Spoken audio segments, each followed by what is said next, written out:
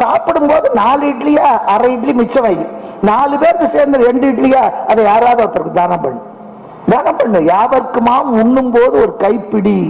அதனாலதான் முன்ன காலத்துல இலை போட்டு சாப்பிடும் போது ஒரு மூலையில ஒரு சாதத்தை எடுத்து வைக்கணும். முதல்ல காக்காய்க்கு போடணும், அதுக்கப்புறம் நாய்க்கு போடணும். வேலையில விற்கிற வேலையில இப்பெல்லாம் எது அலர்ஜின்னு தெரியல, எதுல விஷம் இருக்குது இப்ப கண்டுபிடிக்க வழி இருக்கு. அந்த காலத்துல அதெல்லாம் டாக்டர் எல்லாம் இல்ல. இப்ப நீ காக்காய்க்கு சாதம் போட்டா விஷமுள்ள பொருளை காக்காவே தொடாது. நாம திம்போம், ஓசியில கிடைச்சா எதை வேணா திம்போம், ஆனா காக்கா தொடாது. கோழி தின்னுடும், காக்கா தொடவே தொடாது. காக்கா அது அது அதை விட சாமர்த்தியம். நாம காக்காயை டெஸ்ட் பண்ணுவோம், காக்கா இன்னொரு காக்காயை கூப்பிட்டு அது தின்னதான் இது திங்கும். அவ்வளவு சாமர்த்தியம்.